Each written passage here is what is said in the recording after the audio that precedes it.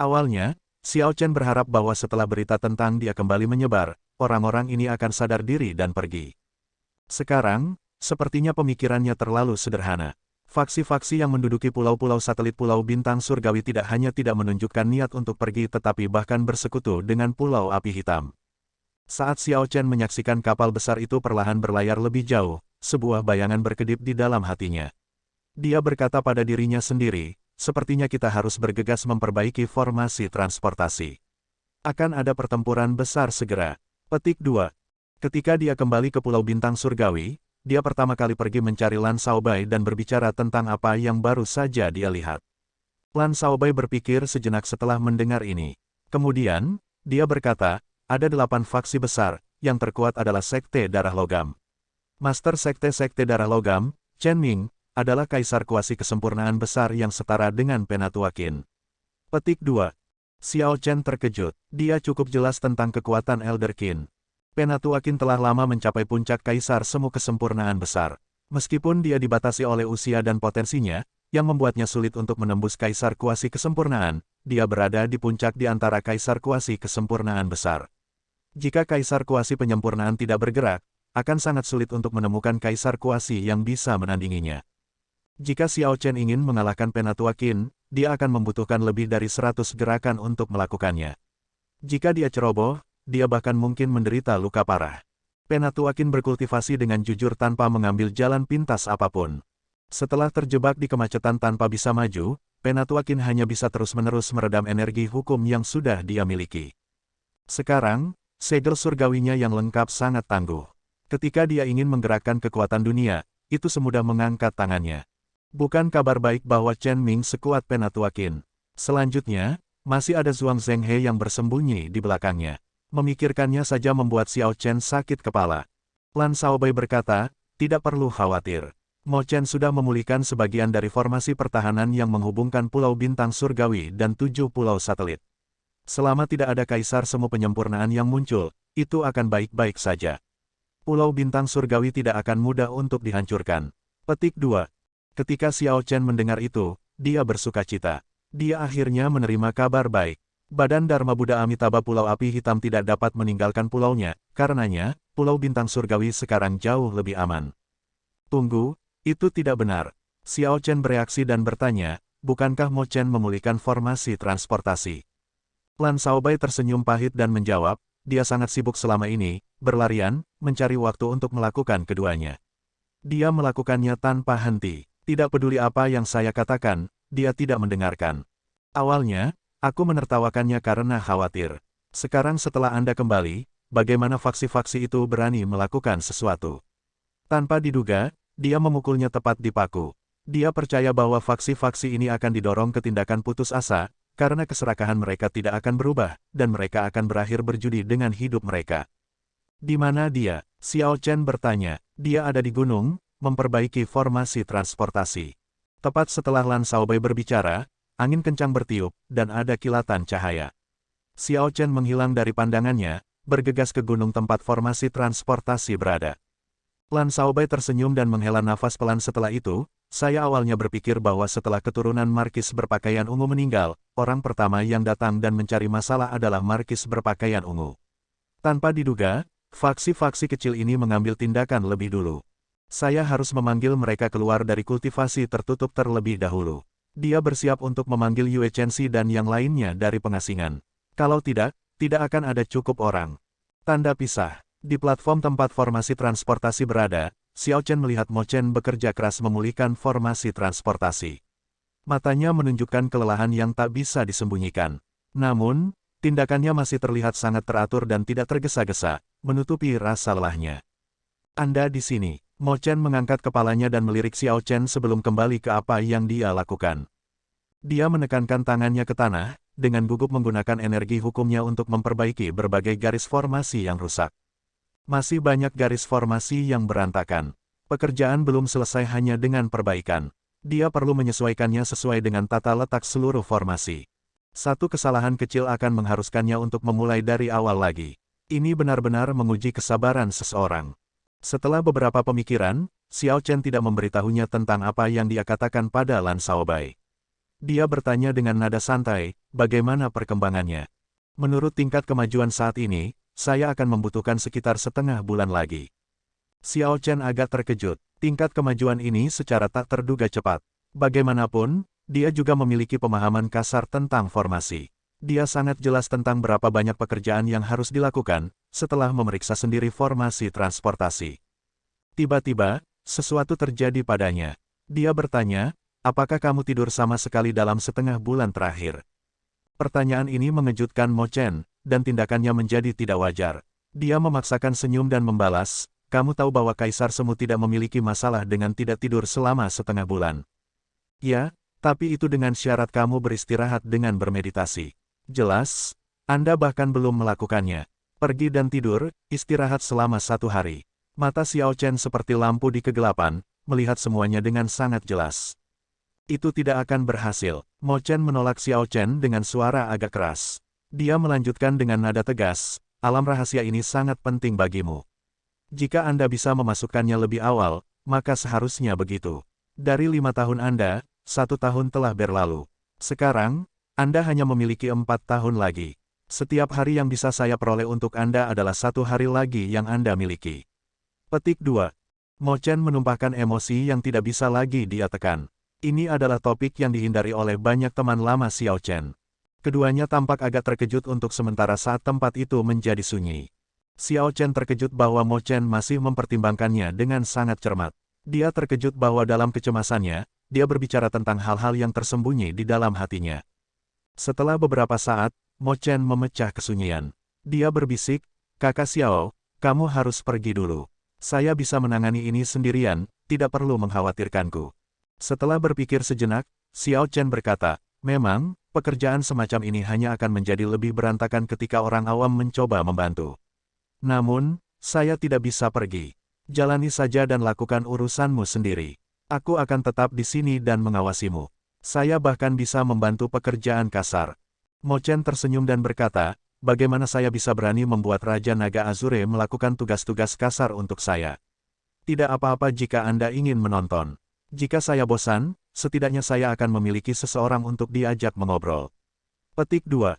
Apa yang tidak diketahui Mo Chen adalah bahwa demi mengumpulkan 10 Vena Roh Kudus dalam waktu sesingkat mungkin, Xiao Chen juga tidak tidur atau bahkan bermeditasi selama setengah bulan terakhir. Jika dia tahu, dia pasti tidak akan membiarkannya tetap di sini. Sama seperti ini, keduanya tetap di platform ini tanpa pergi, berjuang untuk setiap detik yang bisa mereka dapatkan. Matahari terbit dan terbenam. Meskipun pekerjaannya membosankan, itu tidak terlalu membosankan. Lagi pula, ada 2 orang. Ketika mereka bosan, mereka bisa mengobrol satu sama lain. Waktu yang diperlukan untuk memulihkan formasi transportasi lebih pendek dari yang diharapkan Mo Chen, hanya membutuhkan 10 hari lagi. Sekarang setelah pekerjaan selesai, keduanya melepaskan napas tertahan. Mo Chen tersenyum tipis saat dia menatap Xiao Chen dengan agak enggan dan berkata, kamu bahkan tidak melakukan apapun dalam 10 hari terakhir, Anda mungkin juga pergi untuk beristirahat. Petik 2. Kelelahan membayangi mata Xiao Chen saat dia berkata, jangan bicarakan ini untuk saat ini. Mari kita mulai. Saya harap alam rahasia gerbang naga ini tidak akan mengecewakan kita. Mo Chen mengangguk dan melangkah ke formasi transportasi bersamanya. Xiao Chen tidak ragu untuk mengaktifkan formasi transportasi di bawah kaki mereka. Seketika, pemandangan jaringan yang luas muncul di depan matanya, dipenuhi dengan banyak lampu yang terhubung dengan warna berbeda. Lampu hijau mewakili formasi transportasi Istana Dewa Bela Diri. Seseorang bisa segera menggunakannya untuk menyeberang. Lampu biru mewakili formasi transportasi faksi eksternal. Yang satu membutuhkan persetujuan dari pihak lain terlebih dahulu sebelum mereka bisa menyeberang. Lampu merah mewakili faksi yang memusuhi Istana Dewa Bela Diri. Seseorang tidak dapat melakukan perjalanan ke sana. Lampu putih mewakili formasi transportasi yang ditinggalkan oleh Istana Dewa Bela Diri.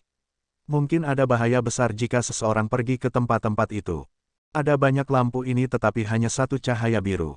Itu spesial, unik. Disitulah alam rahasia gerbang naga berada. Seseorang bisa mencapainya hanya melalui formasi transportasi di bawah kakinya. Tidak ada formasi transportasi lain yang bisa mengirimnya. Merasakan antisipasi, Xiao Chen memilih cahaya biru di benaknya.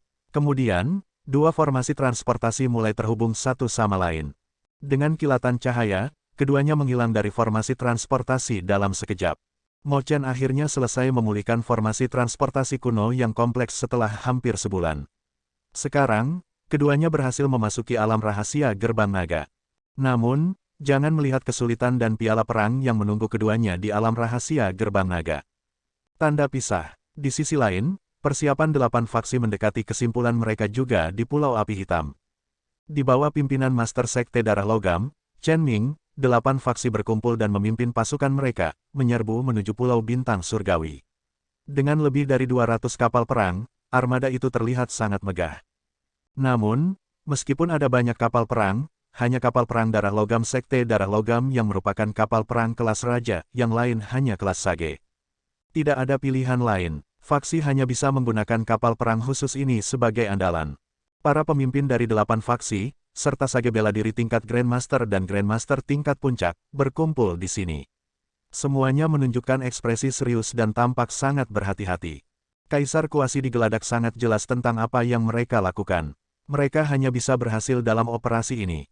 Jika mereka gagal, hanya kematian yang menunggu mereka. Semua kerja keras mereka selama bertahun-tahun akan hancur. Kakak Chen, sepertinya kita tidak melihat Zhuang Zhenghe. Orang yang berbicara adalah pemimpin salah satu dari 8 faksi, Fu Lianyun dari Gang Lianyun. Dia sudah melewati 300 tahun dan telah mencapai kaisar kuasi kesempurnaan kecil sejak lama. Dalam 300 tahun terakhir, dia telah memimpin Geng Lianyun di mana-mana di Laut Barat yang kacau melalui banyak pasang surut. Fraksinya bisa dikatakan telah mengalami segala macam kesulitan. Namun, pada saat ini, Fu Lianyun merasa sangat gugup tanpa percaya diri sama sekali. Alasannya tidak lain adalah ketenaran besar dari lawan mereka. Setelah pertemuan pahlawan 4 laut, nama Raja Naga Azure Xiao Chen menyebar kemana-mana di samudera langit berbintang yang luas. Semua orang tahu tentang dia. Xiao Chen berhasil mengalahkan semua talenta luar biasa dengan satu gerakan masing-masing, mengubah seluruh pertemuan pahlawan 4 laut, yang dimaksudkan untuk menunjukkan keterampilan dari berbagai talenta, ke dalam panggung pribadinya. Sejak zaman kuno, hal seperti itu belum pernah terjadi sebelumnya. Itu benar-benar pemandangan yang luar biasa, sangat menakjubkan. Ketika para pemimpin faksi lain mendengar apa yang dikatakan Fu Lianyun, mereka mau tidak mau melihat Chen Ming dari Sekte Darah Logam. Seperti Fu Lianyun, tidak ada dari mereka yang percaya diri. Sebelum pertempuran dimulai, moral mereka sudah rendah, yang tidak baik. Chen Ming tersenyum dan berkata, "Semuanya, jangan khawatir. Anda semua bahkan lebih jelas daripada saya tentang situasi Pulau Bintang Surgawi. Zhuang Zhenghe akan berurusan dengan Raja Naga Azure. Adapun orang-orang yang tersisa, saya akan berurusan dengan tetua sekte langit tertinggi itu. Sisanya hanya sekelompok junior, tidak peduli seberapa kuat mereka, kalian semua pasti cocok untuk mereka. Selanjutnya, 8 faksi kami bekerja sama. Kami melebihi jumlah mereka setidaknya 2 kali lipat atau 3 kali lipat. Kami pasti akan menang. Ini akan terdengar agak tidak enak dilihat, tetapi apakah kalian semua masih berpikir untuk berbalik arah bahkan sekarang? Apakah kalian semua hidup begitu lama tanpa hasil?"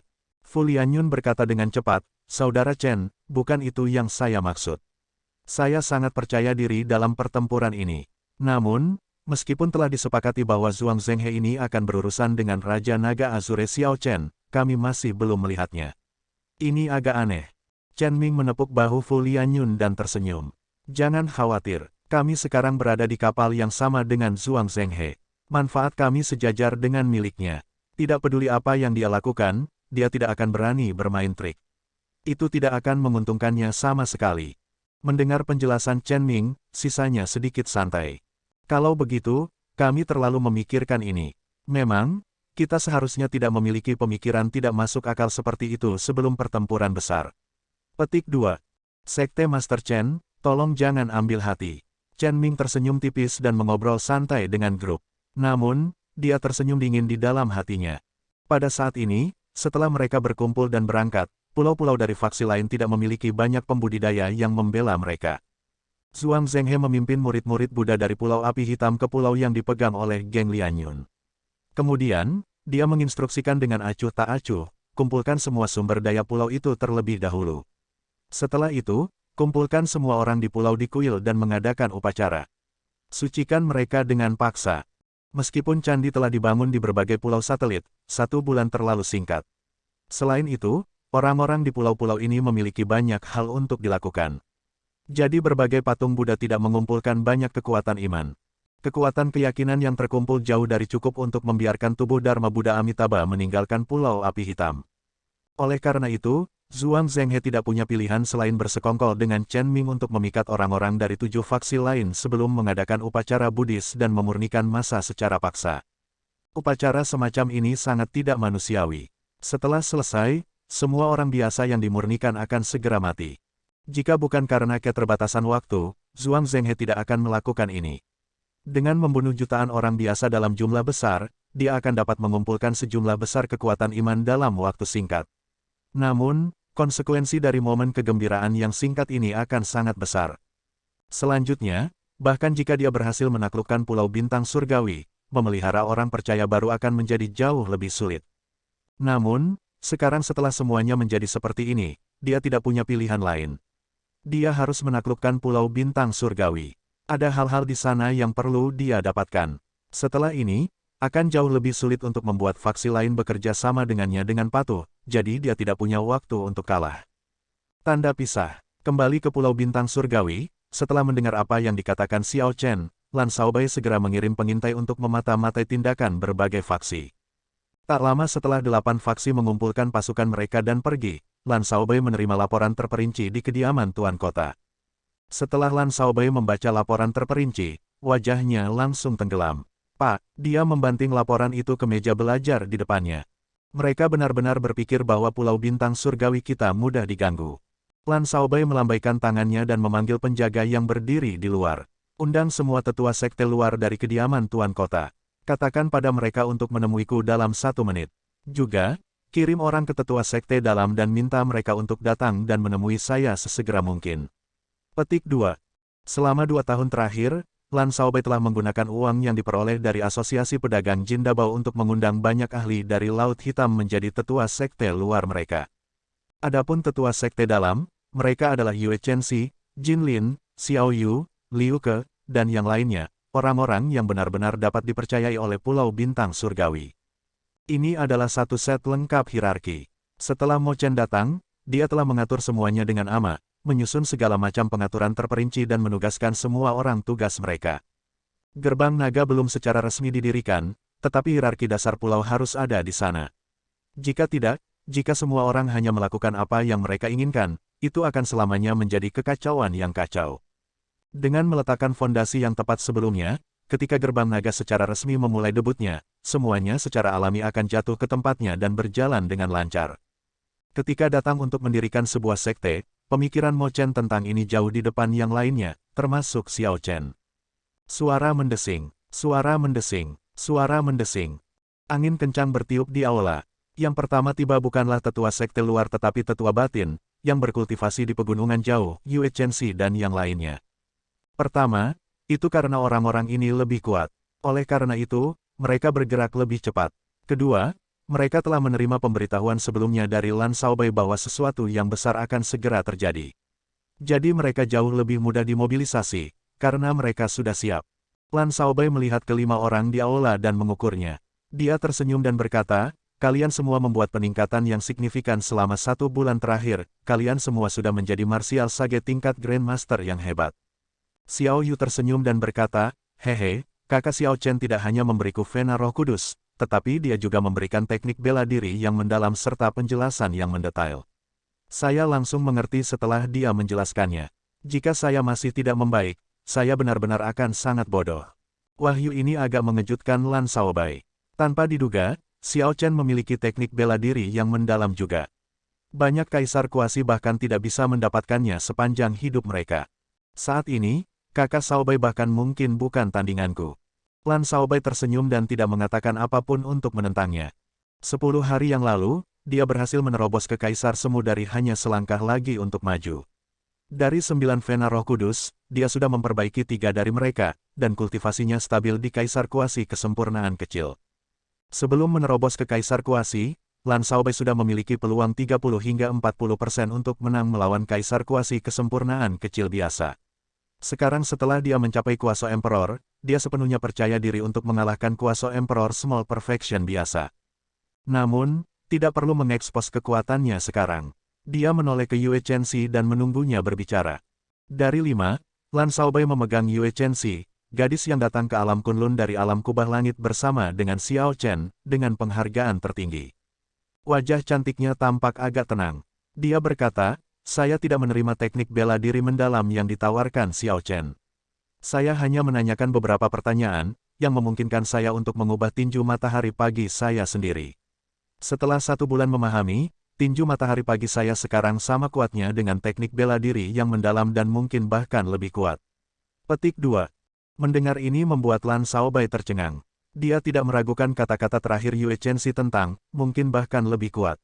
Jika seseorang meningkatkan teknik bela diri yang akrab dengan tingkat teknik bela diri mendalam, itu akan menjadi lebih kuat daripada teknik bela diri mendalam biasa.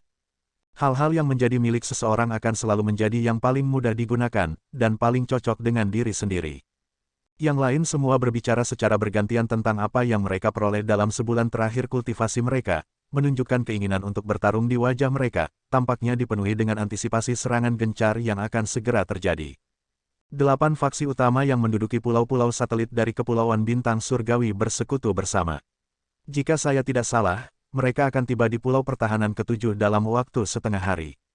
Lan Shaobai berbicara jujur tentang situasi yang akan datang. Setelah dia selesai, semua orang menarik senyum mereka dan sekarang menunjukkan ekspresi serius. Mereka tidak menyangka bahwa situasinya akan begitu mengerikan. Mereka baru saja mengalami peningkatan kekuatan mereka, dan mereka sudah harus menghadapi Kaisar Semu. Kakak Shaobai, apakah ini benar? Xiao Yu bertanya sambil berkedip. Lan Shaobai diam-diam mengangguk, membenarkannya sekali lagi. Suasana di aula berubah agak masam. Namun, masam tidak mewakili kelemahan, kepengecutan, atau ketakutan. Sebaliknya, itu adalah keinginan untuk bertarung. Meskipun perasaan ini diseduh dalam keheningan, itu tidak mati dalam keheningan. Kakak Shaobai, kamu tidak memanggil kami ke sini untuk membuat kami melarikan diri, kan? Jin Lin, yang membawa pedang besar di punggungnya, memiliki ekspresi tekad di wajahnya yang tampak tangguh. Dia langsung menghadap Lan Shaobai, menunjukkan resolusinya. Lan Shaobai tersenyum dan berkata, melarikan diri. Bagaimana itu bisa terjadi? Hanya sekelompok orang tua yang kehilangan ketajamannya. Tidak disangka mereka menganggap kita junior sebagai orang yang bisa mereka ganggu dengan mudah. Aku, Lan Shaobai, sudah cukup lama. Saya hanya akan mengajukan satu pertanyaan, siapa yang mau datang ke garis depan bersama saya? Bahkan Liu Ke, yang tidak suka berbicara banyak, berkata dengan sinar cemerlang di matanya, Kaisar Semu jangan membuatku takut, sambil menggenggam pedangnya erat-erat. Xiao Xian yang cantik dan berpenampilan lembut berkata, Xiao Xian juga tidak mudah ditakuti. Sejak awal, Yue Chenxi menunjukkan ketenangan di matanya. Dia menyatakan keputusannya dengan nada datar, sejak saat saya melangkah ke Pulau Bintang Surgawi, saya tidak pernah berpikir untuk menyerahkan pulau ini kepada orang lain. Lan Shaobai sangat senang dengan jawaban mereka. Dia berkata, semua orang mengatakan bahwa ada kesenjangan yang tidak dapat diatasi antara sage bela diri tingkat Grandmaster yang hebat dan Kaisar Semu. Sebenarnya, itu tidak benar. Dalam pertempuran, kultivasi, teknik bela diri, teknik kultivasi, kondisi mental, aura, harta karun rahasia, dan banyak hal lainnya dapat memengaruhi pertempuran, ada terlalu banyak faktor. Saya telah bertarung dengan banyak kaisar kuasi dalam 1 tahun terakhir ini. Saya sekarang sangat memahami bahwa ini hanyalah pola pikir yang berakar di hati setiap orang. Adalah mungkin bagi martial sage tingkat Grandmaster yang hebat untuk mengalahkan kaisar kuasi. Dengan kondisi Anda saat ini, saya dapat dengan yakin mengatakan bahwa Anda semua jauh lebih kuat daripada saya setengah tahun yang lalu. Pada saat itu, saya tidak memiliki vena roh kudus untuk berkultivasi dengan atau petunjuk dari para ahli seperti Xiao Chen. Jadi, kita tidak bisa takut akan pertempuran, sama sekali tidak. Jika kita takut mati, maka kita akan benar-benar mati. Selama sekitar 1 tahun terakhir, Seven Distinguished Dragon Marquise terus mengirim orang untuk menimbulkan masalah. Lan Shaobai selalu bekerja sama dengan Penatuakin untuk menangani mereka, jadi dia memiliki banyak pengalaman dalam melawan Kaisar Semu. Tidak ada yang meragukan apa yang dikatakan Lan Shaobai, mereka semua telah melihatnya sendiri, mengukirnya jauh di dalam ingatan mereka. Langkah kaki terdengar. Tetua sekte luar yang dibawa ke Pulau Bintang Surgawi sedikit lebih lambat tetapi semuanya masih tepat waktu. Semua orang datang, tidak ada yang hilang. Para tetua sekte luar semuanya adalah martial sage tingkat Grandmaster yang disewa dengan uang. Bagi mereka untuk memiliki efisiensi seperti itu lumayan. Lan Shaobai tidak repot-repot berbicara omong kosong. Dia segera menggambarkan situasi Pulau Bintang Surgawi sebelum memberikan instruksi. Tidak perlu bagi kalian untuk bertarung dengan Kaisar Kuasi. Tugas utama Anda adalah menggunakan kapal perang King Dread untuk melawan bawahan pihak lain. Jangan biarkan mereka mengganggu kita. Tetua sekte luar ini tidak dapat dibandingkan dengan Yue Chenxi dan yang lainnya dalam kesetiaan. Jadi, Lan Shaobai punya ide sendiri tentang bagaimana mengalokasikan tugas. Tuan Kota, yakinlah, serahkan saja prajurit lain-lain itu kepada kami. Semua tetua sekte luar menjawab dengan tertib ketika mereka mendengar itu. Lan Shaobai menambahkan, untuk setiap kapal perang yang dihancurkan, saya akan memberikan hadiah 100.000 koin astral hitam. Jika Anda tidak menginginkan koin astral hitam, Anda dapat meminta harta karun rahasia, pil obat, atau teknik budidaya yang nilainya setara. Yang pertama menghancurkan 100 kapal perang kelas Sage akan menerima hadiah teknik bela diri yang mendalam, tetapi hanya ada satu. Hadiah yang begitu murah hati langsung menyalakan sinar kegembiraan di mata para tetua sekte luar ini. Teknik bela diri yang mendalam, itu adalah sesuatu yang bahkan tanah suci abadi akan sulit untuk diambil dengan santai. Mereka hanya akan menghargai hal-hal seperti itu kepada pewaris sejati yang paling baik. Dalam pelelangan, situasi di mana seseorang tidak dapat membelinya meskipun memiliki cukup uang sering terjadi. Hadiah ini sangat menggoda, sedikit yang tidak akan merasa bersemangat. Selanjutnya, Lan Shaobai sangat bijaksana dengan kata-katanya, hanya ada satu teknik bela diri yang mendalam untuk diberikan. Stimulasi seperti itu membangkitkan semangat juang semua tetua sekte luar ini. Mengapa Lan Shaobai memberikan hadiah sebesar itu? Secara alami, dia punya rencananya sendiri. Selain dari kekuatan tempur utama, seseorang tidak boleh meremehkan string kedua di medan perang. Misalnya, dalam pertarungan antara dua kaisar kuasi yang setara, penampilan martial sage tingkat Grandmaster yang hebat di titik kritis pertempuran akan segera memiringkan pertempuran demi satu sisi. Secara alami, pihak mana yang akan disukai tidak perlu dikatakan lagi. Situasi seperti itu juga berlaku di medan perang nyata. Terkadang, faktor penting yang dapat menentukan pertempuran mungkin adalah kultivator yang tidak signifikan. Ini semua mungkin dalam teori. Tuan Kota, kenapa kita tidak melihat Tuan Pulau, Tuan Raja Naga Azure? Demi membedakan gelar Xiao Chen dan Lan Shaobai, dalam sistem yang diatur Mo Chen, Lan Shaobai adalah penguasa kota, yang mengatur semua hal besar dan kecil, sementara Xiao Chen adalah Tuan Pulau, menjaga misteri dan pencegahan. Secara alami, Lan Shaobai tidak bisa mengatakan yang sebenarnya kepada kelompok tetua sekte luar ini, bahwa Xiao Chen dan Mo Chen sama-sama pergi ke alam rahasia Gerbang Naga. Bahkan dia tidak tahu kapan mereka akan keluar atau apakah mereka akan berada dalam bahaya. Jika para tetua sekte luar ini tahu, itu pasti akan mempengaruhi moral dan semangat juang mereka.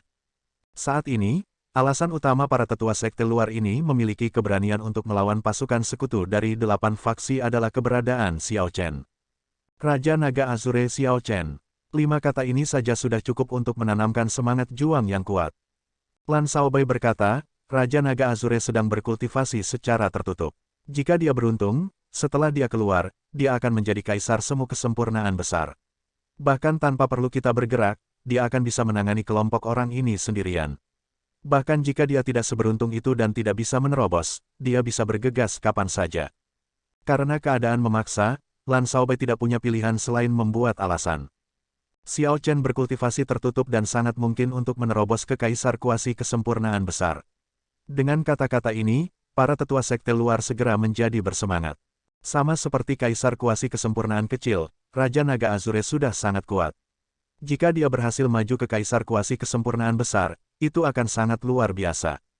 Lan Shaobai tersenyum dan memimpin sekelompok orang ke halaman kediaman Tuan Kota, di mana 7 kapal perang King Dread berbentuk naga yang berbeda warna menunggu, kapal perang yang direbut Xiao Chen dari Seven Distinguished Dragon Marquise. Ada juga kapal perang dengan Azure Dragons terukir di atasnya yang bahkan lebih eye-catching. Itu adalah raja dari semua kapal perang kelas raja, kapal perang Gerbang Naga.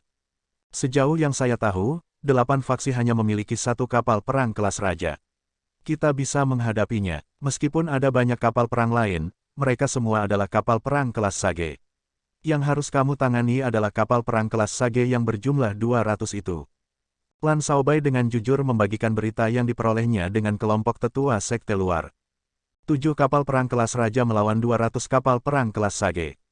Peluang menangnya seimbang. Namun, Lan Shaobai menawarkan hadiah yang cukup tinggi untuk membuat para tetua sekte luar ini dengan penuh semangat mempertaruhkan nyawa mereka. Dengan pola pikir seperti itu, peluang kemenangan secara alami akan lebih tinggi. Melihat 7 kapal perang naik ke langit, Lan Shaobai berkata kepada Xiao Yu, "Aku akan meninggalkan Pulau Bintang Surgawi untukmu. Setelah Anda menerima sinyal saya, aktifkan formasi penguncian surga gerbang naga. Hidup dan mati kami semua ada di tanganmu." Xiao Yu mengangguk dan berkata, "Kakak Shaobai, yakinlah. Xiao Yu tidak akan mengecewakanmu." Lan Shaobai menepuk kepala Xiao Yu. Putri kecil ini telah dewasa saat berada di Pulau Bintang Surgawi. Jika kepala klan melihat ini, dia seharusnya senang. "Ayo pergi, kalau begitu. Kami tidak bisa membiarkan Penatuakin menunggu terlalu lama di Pulau Satelit." Dari saat dia menerima informasi hingga membuat berbagai pengaturan, membangkitkan semangat, dan merancang rencana pertempuran, Lan Shaobai menangani semuanya dengan luar biasa. Sementara Xiao Chen tidak ada, dia mengelola Pulau Bintang Surgawi dengan benar. Dia membuatnya sedemikian rupa sehingga tidak ada yang terguncang karena musuh yang kuat menyerang mereka. Ayo pergi dan uji 8 faksi ini. Belum lagi merebut wilayah kita, ini sebenarnya berniat merebut pulau utama dan mengusir kita. Aku, Lan Shaobai, ingin melihat seperti apa mereka. Dengan perut mereka yang dipenuhi amarah, sekelompok tetua sekte dalam, yang tahu bahwa Xiao Chen telah memasuki alam rahasia gerbang naga, memiliki mentalitas lakukan atau mati saat mereka menaiki kapal perang gerbang naga. Angkat layar dan berangkat, berjuang untuk gerbang naga, bahkan jika aku mati, aku tidak akan menyesal. Kapal perang gerbang naga memimpin 7 kapal perang kelas raja berbentuk naga melewati awan. Setelah sekitar 7 atau 8 menit, mereka mencapai bagian depan pulau satelit ke-7 dan bertemu dengan Penatuakin. 8 kapal perang membawa semua pembudidaya elit Pulau Bintang Surgawi keluar dan membentuk formasi yang ketat. Mereka di sini. Tidak lama kemudian, sebuah armada yang memancarkan niat membunuh yang kuat muncul di Cakrawala, berjalan di atas ombak. Ada 300 kapal perang yang dikumpulkan, jumlah yang besar dibandingkan dengan 8 kapal perang Pulau Bintang Surgawi. Sementara ada perbedaan mencolok dalam efek visual, 8 kapal perang dari Pulau Bintang Surgawi membanjiri sisi lain dengan aura mereka. Alasannya adalah bahwa ke-8 kapal perang itu semuanya adalah kapal perang kelas raja yang bonafit. Salah satu dari mereka lebih kuat dari andalan pihak lain. Selanjutnya, ada kapal perang kelas raja yang tak tertandingi, kapal perang gerbang naga. Mustahil bagi mereka untuk tidak memiliki aura yang lebih kuat. Dengan 7 tetua sekte luar di 7 kapal perang, tidak ada pembudidaya Pulau Bintang Surgawi yang merasa takut sama sekali. Sebaliknya, mereka menunjukkan moral yang kuat. Jelas, 8 faksi tidak mengharapkan Pulau Bintang Surgawi yang tidak signifikan untuk mengeluarkan 8 kapal perang kelas raja. Keributan pecah di semua kapal perang dari 8 faksi. Bagaimana 8 faksi bisa melawan ini?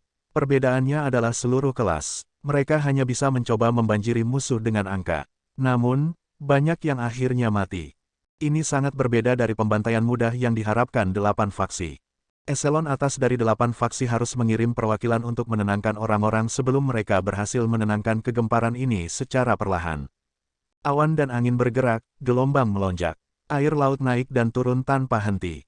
Laut yang luas dan kosong terbentang di antara 2 armada. Kapal perang darah logam pihak lain meninggalkan grup dan menuju ke depan. Lan Shaobai bertanya-tanya apa yang direncanakan pihak lain. Saat dia berdiri di kapal perang gerbang naga, dia melambaikan tangannya untuk membuat kapal perang gerbang naga maju ke depan untuk memblokir pihak lain. Pada saat yang sama, dia berteriak, "Berhenti. Ini adalah Pulau Bintang Surgawi, tanah yang dianugerahkan Raja Naga Azure Xiao Chen, yang disukai penguasa petir Istana Dewa Bela Diri." Ejekan datang dari kapal perang darah logam. Chen Ning tertawa dingin dan berkata, "Siapa kamu untuk berbicara? Suruh Raja Naga Azure Xiao Chen untuk berbicara denganku secara langsung. Jangan mencoba menggunakan Istana Dewa Bela Diri untuk menekanku. Ini hanya menunjukkan kepengecutan Anda, itu tidak akan menimbulkan rasa takut dalam diri kita. Enyahlah sekarang, dan 8 faksi kami dapat meninggalkan jalan hidup bagimu, bawahan Raja Naga Azure." "Betul sekali. Jadilah bijaksana dan pergi dengan cepat. Kalau tidak, Pulau Bintang Surgawi pasti akan dicuci dengan darah. Tak satu pun dari kalian akan bisa lolos." Petik 2. Kedua kapal induk itu saling berhadapan di permukaan laut. Para pemimpin dari 8 faksi berperilaku sangat arogan, mencoba untuk mendapatkan kembali momentum. Namun, upaya mereka tampaknya tidak efektif. Orang-orang di kapal perang gerbang naga semuanya tersenyum dingin, sama sekali tidak menunjukkan rasa takut pada kelompok Kaisar Semu ini. Sementara Lan Shaobai berbicara, dia dengan hati-hati menilai musuh dan sedikit terkejut tidak melihat orang-orang di Pulau Api Hitam. Dia bertanya-tanya apa yang sedang dilakukan Zhuang Zhenghe. Pada saat yang sama, berbagai pemimpin faksi dengan cepat berkomunikasi satu sama lain, berdiskusi dengan berbisik di kapal perang darah logam. Moral pihak lain sangat tinggi. Itu tidak bisa, nanti ketika kita terlibat satu sama lain, kita akhirnya akan membayar harga yang sangat mahal.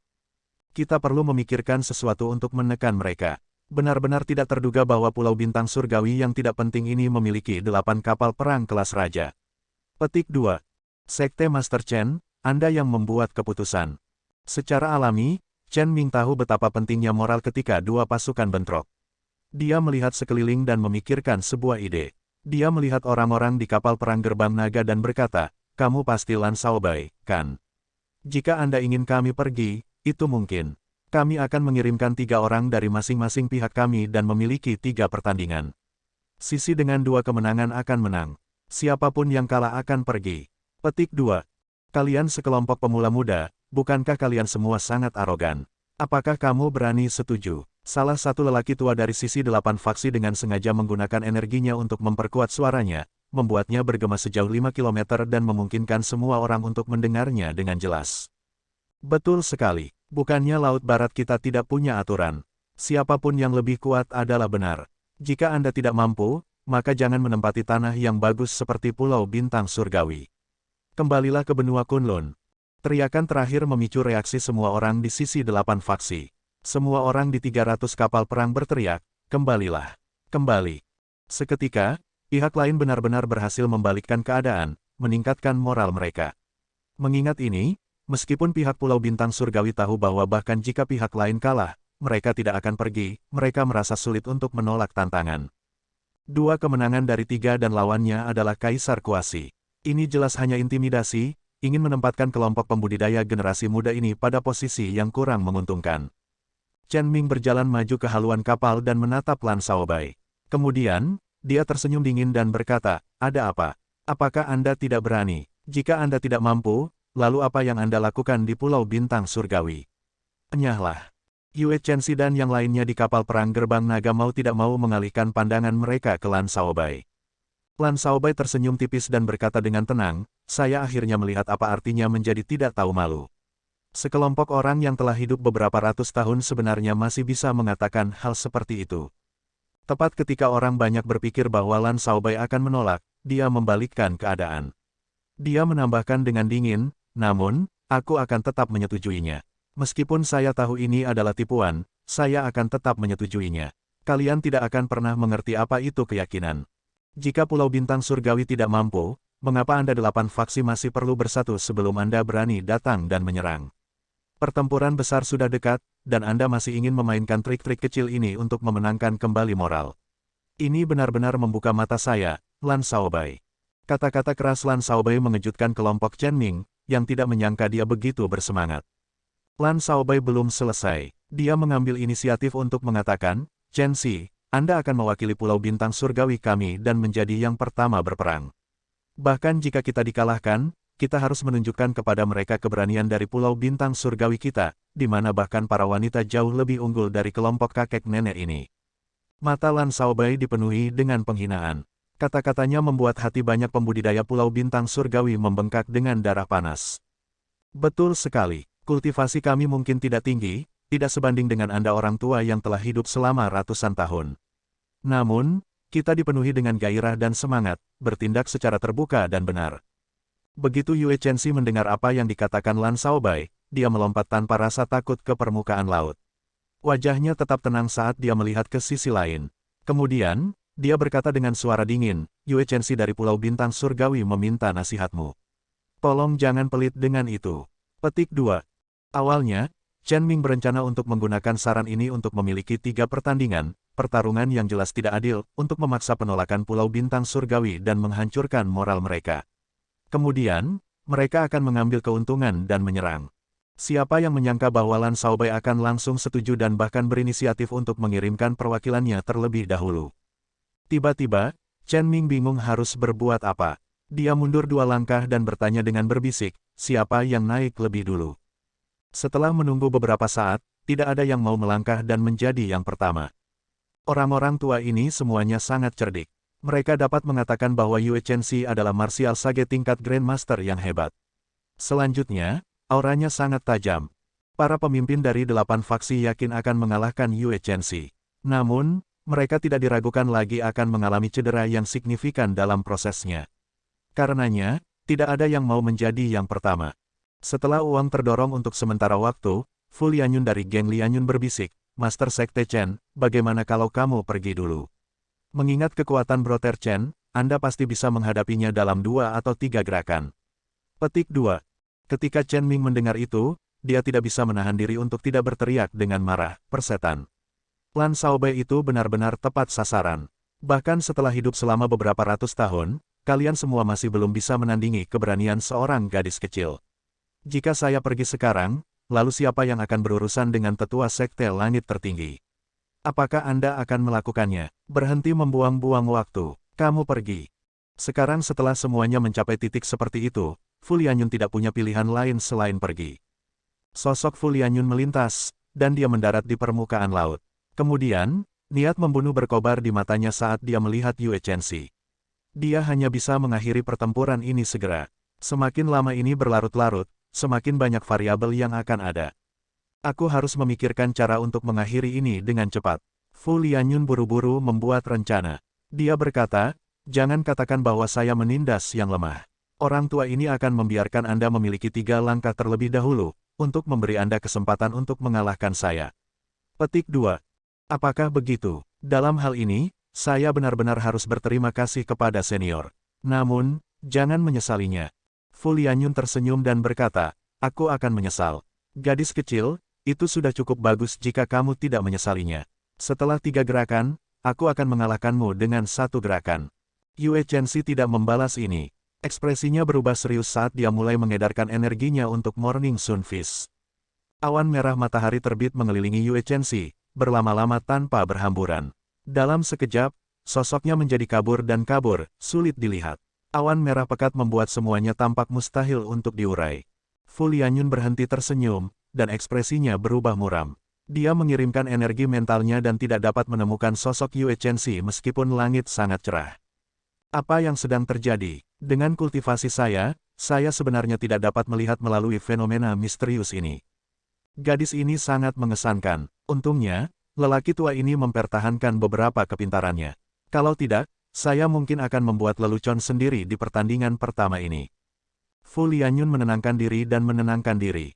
Dia mengedarkan hukum surgawinya dengan kekuatan penuh dan menggerakkan kekuatan dunia. Awan dan angin melonjak, ombak menderu di laut.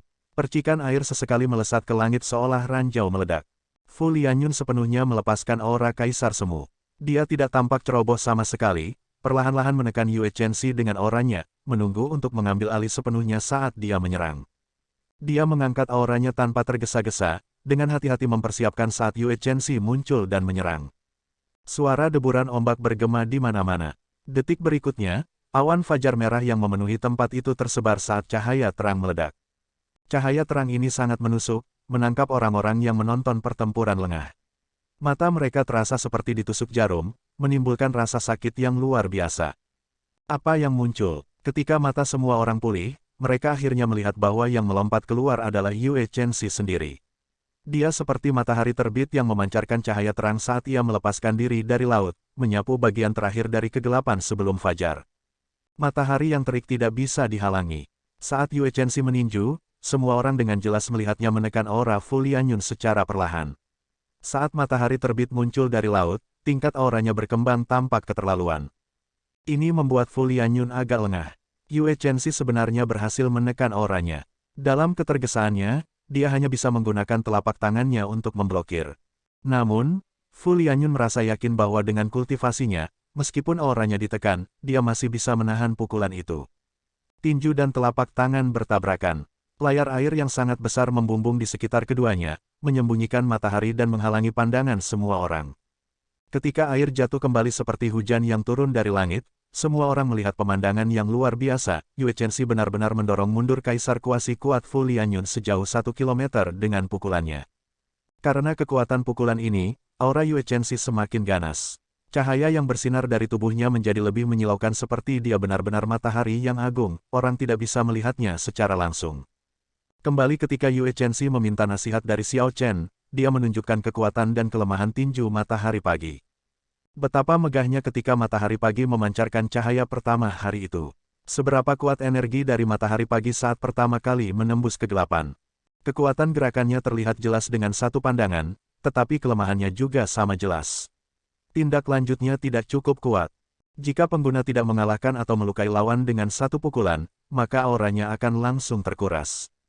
Gagasan bahwa Xiao Chen memberi Yue Chenxi adalah penambahan keadaan air lembut ke dalam pukulan ini untuk memberikan kontinuitas. Aura tidak akan habis di awal, sebaliknya, itu akan terus meningkat. Ini memungkinkan matahari terbit awal untuk berubah menjadi matahari siang yang terik ketika auranya paling ganas. Ketika kekuatan matahari yang terik mulai berkurang, perlahan-lahan akan mereda seperti ketika air perlahan mengisi wadah. Saat matahari mulai terbenam, aura yang telah lama terbenam akan mengalami satu letusan terakhir. Matahari terbit, siang, dan terbenam, 3 fase. Pada level tertinggi, seseorang dapat menggilirnya terus-menerus, tidak perlu lagi khawatir menjadi terlalu kuat dan menguras semua aura. Tentu saja, Xiao Chen hanya menunjukkan arah. Bagaimana mengubah sirkulasi dan menambahkan keadaan air yang lembut sepenuhnya merupakan pencapaian Yue Chenxi. Lagi pula, tidak ada seorang pun di dunia ini yang lebih akrab dengan teknik tinju ini selain dia. Berdasarkan situasinya, jelas bahwa bentuk samar dari Morning Sun Fist yang baru, yang dibuat Yue Chenxi bulan lalu, sudah bagus. Adegan ini mengejutkan banyak kaisar kuasi yang menonton dari kapal perang darah logam. Teknik bela diri yang mendalam. Fu Tua akan kalah. Dia seharusnya tidak ceroboh, memberi lawan 3 gerakan. Sekarang dia akan berada dalam masalah besar. Kekuatan teknik bela diri yang mendalam benar-benar luar biasa. Tidak heran jika seseorang tidak dapat membelinya di pelelangan bahkan dengan uang yang cukup. Sebagian besar kaisar kuasi mengerutkan kening. Situasi di depan mereka tidak terlihat bagus. Hanya Chen Ming yang tersenyum dingin dan berkata, jangan meremehkan Fu Lianyun. Orang ini sangat cerdik. Petik 2. Apa yang sedang terjadi? Saudara Chen, apakah Anda bisa melihat sesuatu? Para pemimpin lainnya memandang Chen Ming dengan bingung. Situasi di depan jelas, Yue Chenxi telah menjatuhkan Fu Lianyun sejauh 1 kilometer. Jika Fu Lianyun harus menahan 2 pukulan lagi, dia pasti akan terluka parah. Chen Ming tidak menjelaskan, dia hanya berkata dengan acuh tak acuh, teruslah menonton, dan kamu akan mengerti. Bersiaplah untuk memulai serangan ketika Anda melihat sinyal saya.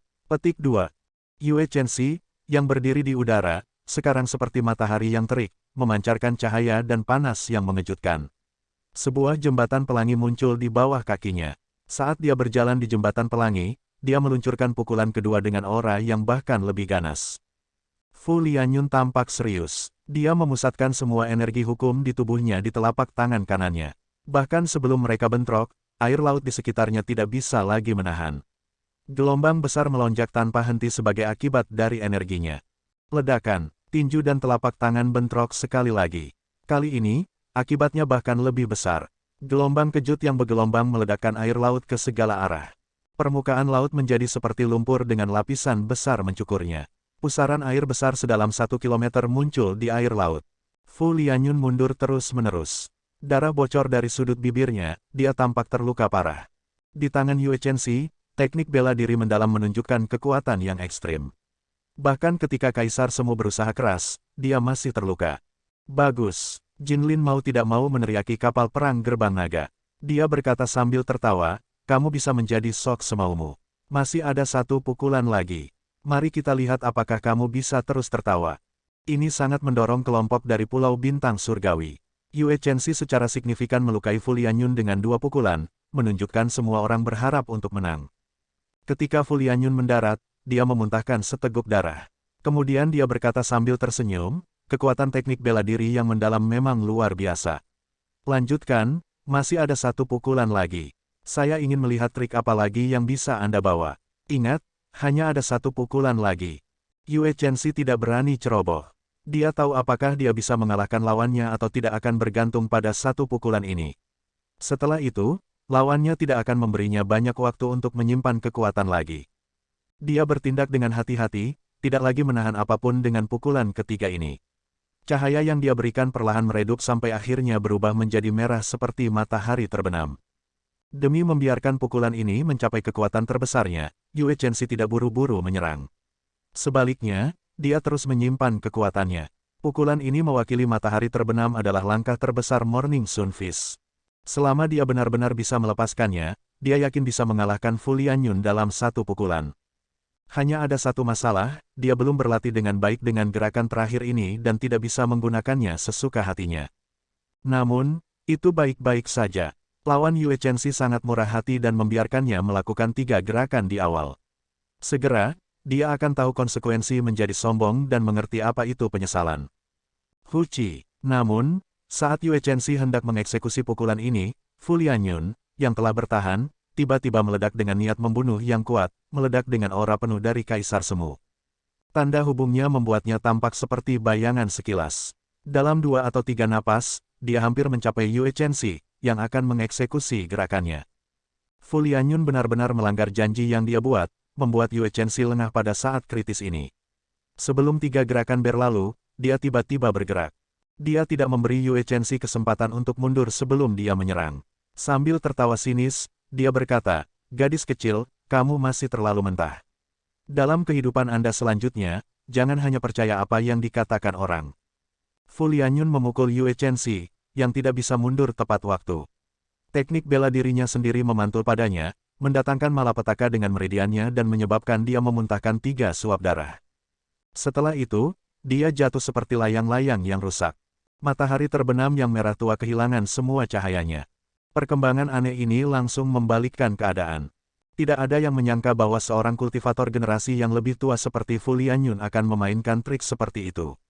Dia mengatakan dia akan memberi Yue Chenxi 3 gerakan tetapi hanya membiarkannya 2 untuk menangkapnya lengah dan memberikan pukulan fatal pada langkah terakhir. Akan lebih atau kurang bisa dimengerti jika dia menggunakan trik seperti itu untuk berurusan dengan seorang kultivator yang sezaman dengannya. Namun, dia benar-benar menggunakannya pada junior yang lebih muda dari 200 tahun. Ini benar-benar tercela dan mencengangkan. Saat semua orang melihat Yue Chenxi yang lemah, kemarahan membara di hati semua orang di kapal perang Gerbang Naga. Hati Lan Shaobai tenggelam saat dia mengepalkan tangan kanannya dengan erat. Suara gerindra terdengar saat giginya saling menggertakkan. Dia tidak pernah begitu marah sebelumnya. Tanpa diduga, seorang kultivator generasi yang lebih tua bisa menjadi hina ini. Suara mendesing. Sosok Lan Shaobai melintas saat dia melompat dari kapal perang Gerbang Naga dan muncul di udara pada saat berikutnya, menangkap Yue Chenxi.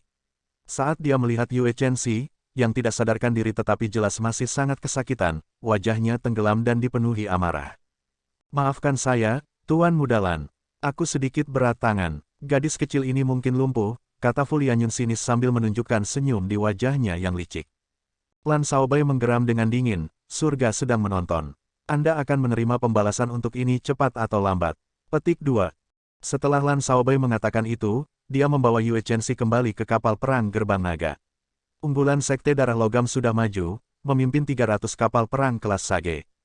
Jelas, apa yang disebut 3 pertandingan untuk menentukan siapa yang akan pergi hanyalah tipuan. Tidak peduli siapa yang menang atau kalah, 8 faksi tidak akan pergi. Mereka hanya ingin menyerang moral Pulau Bintang Surgawi. Saudara Lianyun, itu bagus. Saat Anda muncul, Anda melumpuhkan salah satu dari mereka. Ini akan mengguncang kelompok Pulau Bintang Surgawi dan merusak moral mereka. Kami pasti akan berhasil menaklukkan Pulau Bintang Surgawi kali ini. Ketika Fu Lianyun kembali ke kapal perang, Chen Ming menghujaninya dengan pujian. Fu Lianyun berkata, "Kali ini, kami telah membuang semua kehati-hatian dengan menyerang Pulau Bintang Surgawi. Satu pihak harus mati." Chen Ming menepuk bahu Fu Lianyun, berkata, "Yakinlah, selama Xiao Chen muncul, Zhuang Zhenghe pasti akan muncul untuk membantu kita memblokirnya. Sekarang, fokus saja untuk membunuh para Greenhorn ini. Jangan biarkan satu pun dari mereka hidup-hidup." Petik 2. Di kapal perang Gerbang Naga, Lan Shaobai menunjukkan ekspresi tenang saat dia melakukan yang terbaik untuk menekan amarah di hatinya. Begitu dia mendapatkan kembali ketenangannya, dia membuat keputusan, mundur, aktifkan formasi penguncian surga Gerbang Naga, dan kemudian pertahankan pulau itu sampai mati. Mo Chen telah memperbaiki sebagian dari formasi penguncian surga Gerbang Naga, yang tidak mungkin dihancurkan tanpa kaisar kuasi penyempurnaan. Itu akan cukup untuk memblokir 8 faksi. Namun, Karena hanya sebagian dari formasi ini yang diperbaiki, mereka tidak dapat mengaktifkannya selama itu, hanya 3 hari yang pasti. Kecuali mereka dipaksa ke dalam situasi yang buruk, mereka tidak akan mengaktifkannya. Awalnya, Lan Shaobai berencana menggunakan keunggulan kapal perang kelas raja mereka untuk bertarung habis-habisan dengan 8 faksi dan mengulur waktu sebanyak mungkin untuk Xiao Chen. Namun, karena luka yang diderita Yue Chenxi, orang-orang di sisinya sangat marah, tidak dapat menenangkan diri. Melawan perang di negara bagian itu akan sangat berbahaya. Yang diperlukan hanyalah kecerobohan atau kecerobohan sesaat, dan mereka bisa mati. Lan Shaobai tidak punya pilihan lain selain mengabaikan rencana awalnya. Sekarang, dia hanya bisa berharap Xiao Chen akan keluar dari alam rahasia gerbang naga dalam 3 hari. Satu-satunya hiburannya adalah faksi dari Black Flame Island tidak bisa ditemukan. 2 orang yang paling penting, Xiao Chen dan Zhuang Zhenghe, keduanya tidak hadir. Dari sudut pandang tertentu, manapun dari keduanya yang muncul lebih dulu akan dapat memiringkan pertempuran demi kepentingan mereka. Namun, siapa yang akan muncul lebih dulu? Tanda pisah. Zhuang Zhenghe berpindah dari pulau ke pulau untuk melakukan upacara pemurnian, dengan paksa memurnikan semua orang di pulau itu tanpa kecuali, termasuk keluarga para pemimpin faksi. Caranya kejam dan berdarah, pulau-pulau ini menjadi seperti neraka di bumi. Bagaimana orang-orang biasa ini bisa menjadi tandingan para kultivator? Tidak peduli berapa banyak dari mereka, mereka seperti semut. Ini adalah pemandangan yang sangat menyedihkan. Tanda pisah. Adapun Xiao Chen dan Mo Chen, mereka berjalan lama setelah memasuki alam rahasia sebelum akhirnya mencapai tempat yang mereka duga harta karun itu disimpan. Sepanjang jalan, keduanya menemukan banyak batasan yang rusak dan sisa-sisa berbagai jebakan dan boneka tempur, bukti bahwa seseorang telah datang ke sini sebelumnya. Namun, ketika Xiao Chen dan Mo Chen mencapai kaki gunung di mana mereka percaya harta itu berada, mereka menghela nafas lega. Ada sebuah pintu batu kuno di sisi gunung, dan pintu itu terlihat tertutup rapat tanpa ada retakan di dalamnya, seharusnya tidak dibuka sebelumnya. Tentu saja, situasi yang tepat dapat ditentukan hanya setelah masuk. Xiao Chen melihat ke pintu batu yang tertutup rapat di depannya dan menenangkan dirinya. Dia memutuskan untuk mencoba menyerang. Sosoknya melintas dan tiba di depan pintu batu. Kemudian, dia melemparkan pukulan berat ke pintu batu. Mo Chen bahkan tidak punya waktu untuk mencoba menghentikannya. Bang! Pintu batu itu tidak bergerak sama sekali. Sebaliknya, itu mencerminkan kekuatan besar dan memukul mundur Xiao Chen. Air mata muncul di organ internalnya, yang menunjukkan betapa kerasnya rebound itu. Dalam hal kekuatan tubuh fisik, Xiao Chen akan kesulitan menemukan lawan di dalam Kaisar Semu. Jika orang lain adalah ruam ini, orang itu pasti sudah mati. Apa kamu baik-baik saja? Kenapa kamu begitu terburu-buru? Mo Chen dengan cepat pergi dan bertanya karena khawatir. Xiao Chen mengedarkan energinya untuk seni bergizi tubuh naga Azure. Setelah beberapa napas, air mata di organ dalamnya telah sembuh, tanpa ada luka yang tertinggal. Dia meludahkan beberapa kikru dan mengerutkan kening. Saya agak gegabah. Saya merasa tidak mungkin membuka pintu batu dengan paksa. Bahkan jika Kaisar bela diri datang, itu tidak akan berguna. Saya yakin tidak ada yang menyentuh barang-barang di dalamnya. Petik 2. Mo Chen mengangguk dan berkata, sepertinya pintu batu ini menghalangi 3 tanah suci. Namun, Anda adalah keturunan Kaisar Azure. Meskipun begitu, itu masih memblokir Anda. Mungkin Anda memerlukan semacam tanda untuk membuka pintu ini. Saat keduanya berbicara, mereka perlahan tiba di depan pintu batu. Kemudian, mereka dengan hati-hati memeriksanya untuk mencari petunjuk. Motif Azure Dragon diukir di pintu batu kuno, mereka terlihat sangat tirani dan luar biasa. Keduanya melihat sekeliling pintu batu untuk waktu yang lama tetapi tidak menemukan petunjuk apapun. Xiao Chen tidak bisa menahan perasaan agak putus asa. Setelah melakukan 1 bulan upaya tanpa tidur atau istirahat, dia akhirnya diblokir di luar harta karun, tidak bisa masuk. Depresinya mudah dibayangkan. Saat itu, Kaisar Azure memimpin gerbang naga di sekitar lautan berbintang surgawi dan melakukan banyak pertempuran. Dia menghancurkan sejumlah sekte yang tidak diketahui dan membunuh banyak ahli. Orang bisa dengan mudah membayangkan betapa luasnya piala perang itu. Namun, Xiao Chen tidak bisa masuk. Kakak Xiao, datang dan lihat ini. Tiba-tiba, Mo Chen memanggil.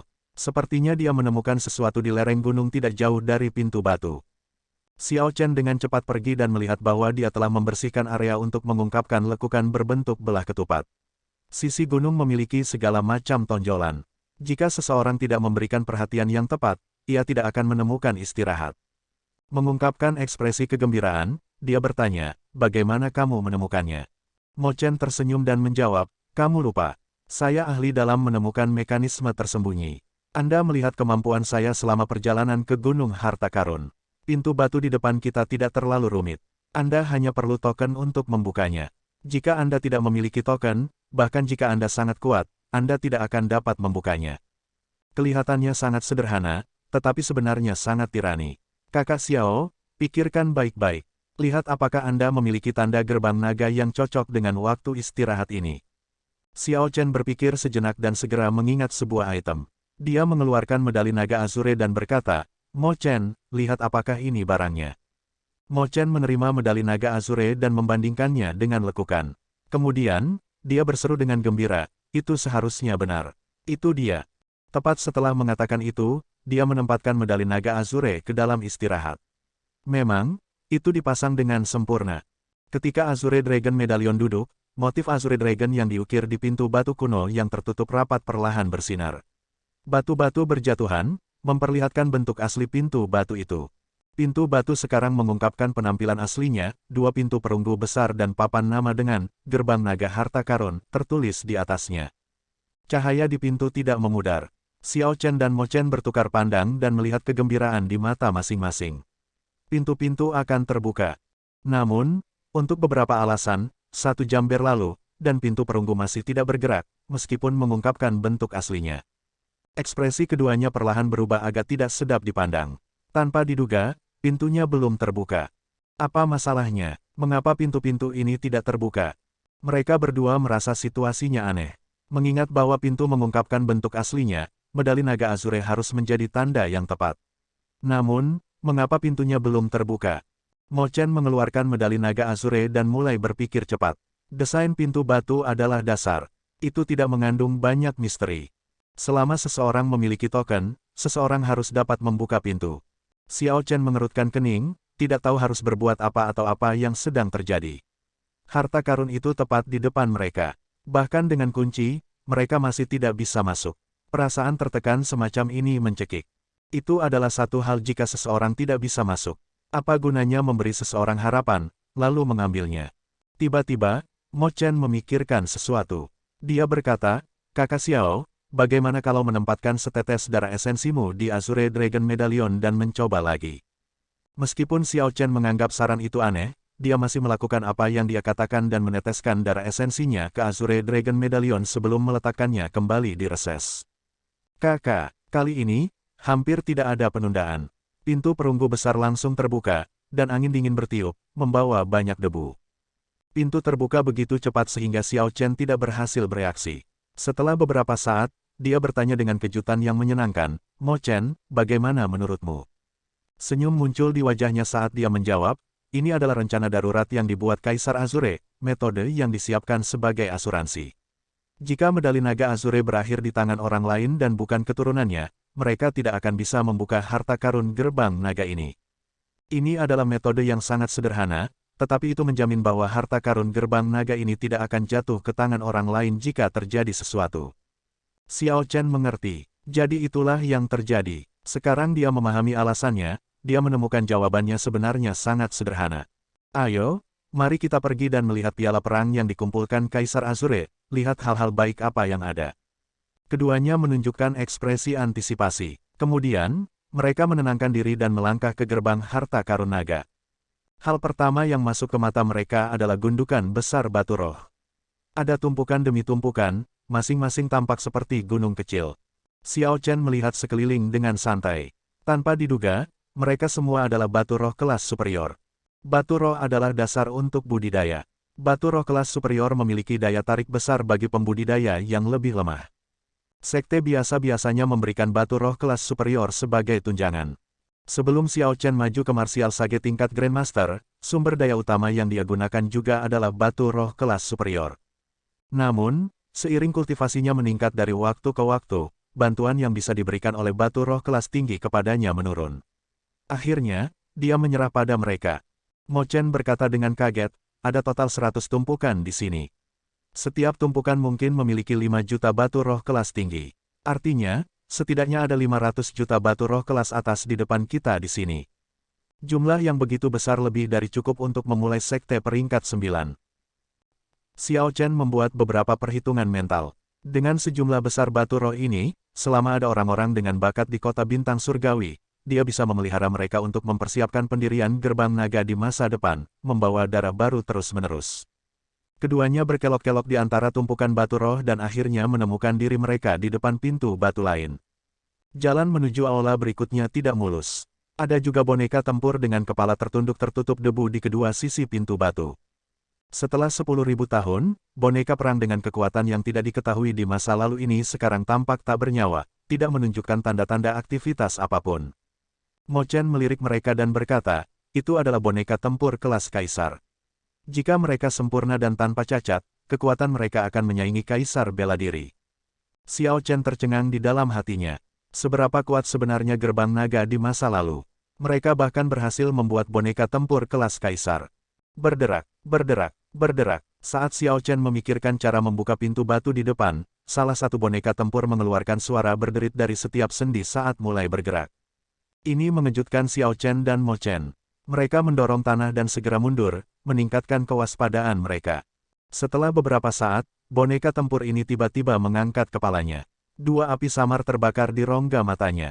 Nyala api yang redup mengeluarkan perasaan lemah seolah-olah mereka akan mati kapan saja. Namun, aura yang dipancarkan oleh boneka tempur menghalangi mereka untuk meremehkannya. Begitu dia mengangkat kepalanya, itu memaksa keduanya untuk mundur lagi. Ketika boneka tempur melihat lencana Raja Naga Azure di dada Xiao Chen, ia kehilangan semua niat bermusuhan. Raja Naga Azure saat ini sebenarnya sangat lemah. Seberapa jauh gerbang naga tenggelam. Bahkan untuk harta karun cadangan kecil, Raja Naga Azure sendiri ada di sini untuk mengumpulkannya. Apakah tidak ada orang lain di barisan klan Xiao? Suara yang agak mekanis dan serak datang dari boneka tempur. Ini mengejutkan Xiao Chen dan Mo Chen lagi. Boneka tempur ini benar-benar bisa berpikir. Pikirannya jernih, dan kemampuan penalarannya bagus seperti manusia normal. Namun, sepertinya boneka tempur itu tidak menyadari berlalunya waktu atau tahu apa yang terjadi di luar. Xiao Chen menenangkan dirinya dan berkata, "Senior, Kaisar Azure sudah mati, dan gerbang naga dihancurkan 10.000 tahun yang lalu. Klan Xiao dipaksa ke alam yang lebih rendah, alam kubah langit, dan meninggalkan alam Kunlun sejak lama. 10.000 tahun, gerbang naga sudah dihancurkan."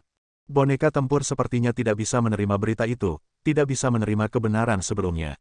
Bagaimana Kaisar Azure mati? Dia tak tertandingi, menyapu kemanapun dia pergi. Penguasa Dewa Abadi, Raja Mayat Reinkarnasi, Dewa Iblis Juyi, Penguasa Tujuh Lautan, Raja Iblis Abis Dalam, Guru Gereja Kegelapan, tidak satupun dari mereka yang cocok untuknya. Bagaimana dia mati? Petik 2. Xiao Chen berkata, sebelum mencapai Dewa Bela Diri, kematian tidak dapat dihindari di jalur kultivasi. Senior, harap tenang. Meskipun kematian Kaisar Azure sangat misterius, itu sudah terjadi dan tidak terbantahkan. Selanjutnya, gerbang naga tidak ada lagi. Kebenaran itu kejam, namun, Xiao Chen masih perlu mengatakannya. Setelah dia menjelaskan beberapa kali, boneka tempur misterius itu akhirnya menerima kebenaran ini. Namun, nyala api di rongga mata menjadi lebih ilusi. Setelah mengobrol sebentar, Xiao Chen juga mengetahui siapa boneka tempur ini. Saat masih hidup, itu adalah War Venerate of the Dragon's Gate. Setelah kematian, jiwa menggunakan teknik rahasia dari ras hantu untuk menyegel dirinya dalam boneka tempur. Kemudian, terus melayani gerbang naga dengan menjaga harta karun.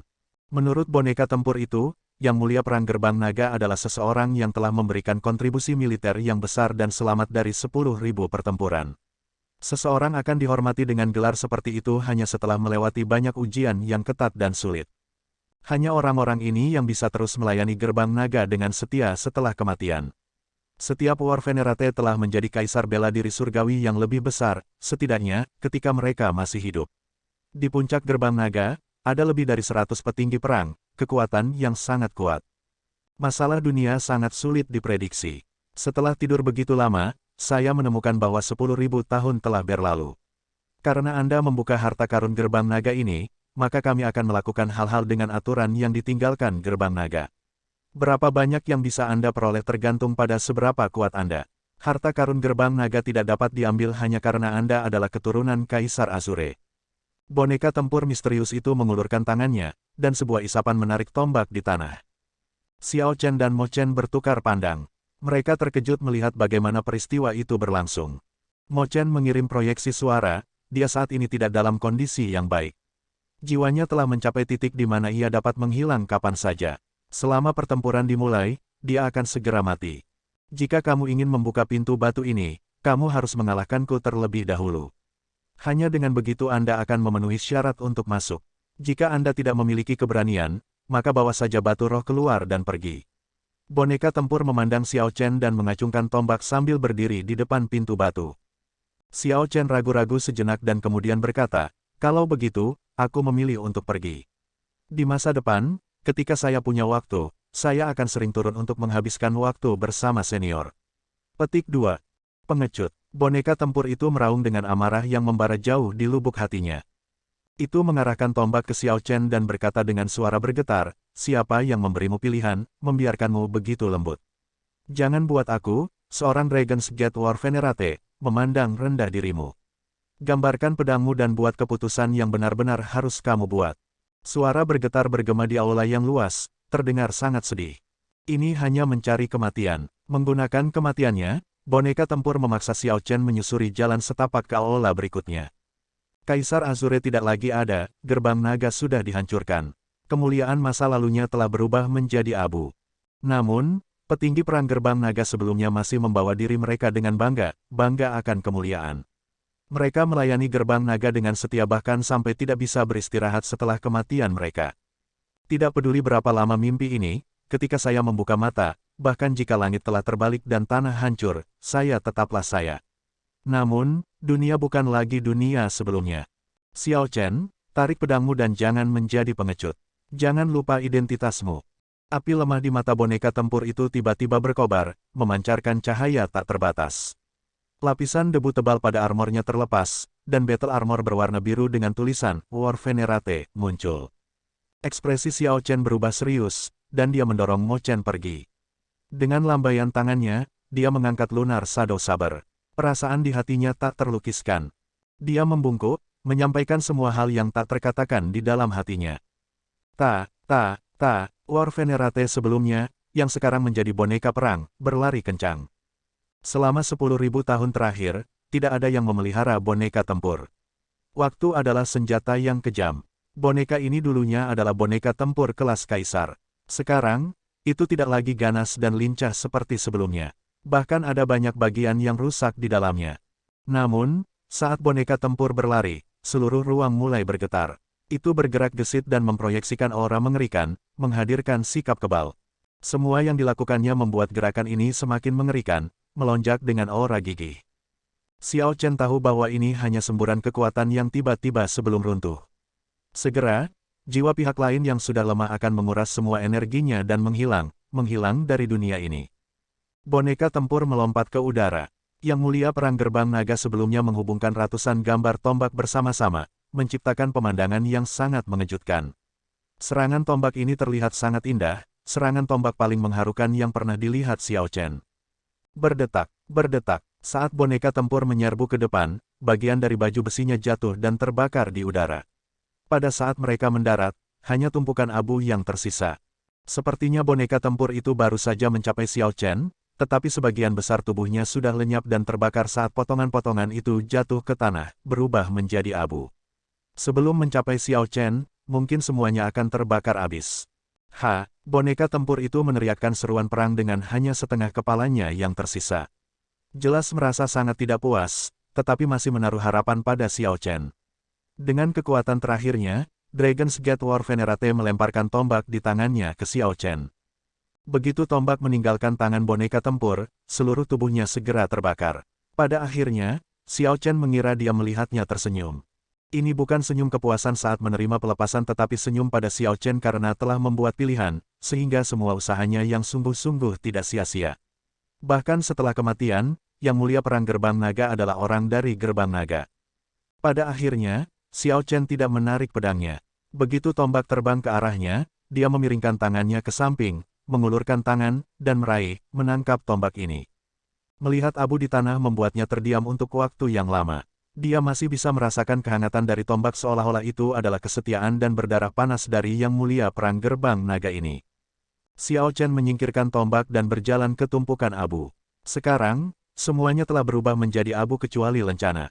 Bahkan setelah terbakar oleh api, lencana ini masih bersinar terang, cahayanya tidak berkurang. Xiao Chen mengambilnya dan meniup abunya. Kata-kata, "Yang Mulia Perang Gerbang Naga," terukir di atasnya. Saat dia menggenggam lencana, hatinya terasa berat. "Kakak Xiao Chen, apakah kamu baik-baik saja?" Mo Chen bertanya karena khawatir saat dia berjalan. Dia melihat sesuatu yang aneh dengan emosinya. Dia berdiri dan memaksakan senyum. Kemudian, dia membuka tangannya, membiarkan lencana War Venerate duduk di telapak tangannya. Dia menjawab, "Aku baik-baik saja." Mo Chen berkata dengan ekspresi serius, "Kakak Xiao, jangan terlalu memikirkan ini." Senior itu pergi dengan gembira. Aku melihatnya tersenyum di akhir. Dia berharap Anda akan terus maju. Mo Chen akan menemani kakak Xiao sepanjang jalan juga. Petik 2. Xiao Chen memasuki pemikiran yang mendalam. Kemudian, dia menyerahkan lencana yang dia pegang kepada Mo Chen. "Lencana ini untukmu." Mo Chen mengungkapkan senyum kegembiraan saat dia menerima lencana. Kemudian, dia meliriknya dan berkata, "Yang Mulia Perang Gerbang Naga, apakah Anda memberikan gelar ini kepada saya?" Namun, Mo Chen masih jauh dari layak untuk mendapatkan gelar ini. Xiao Chen tersenyum dan berkata, "Tidak apa-apa. Saya percaya bahwa Mo Chen akan layak suatu hari nanti." Petik 2.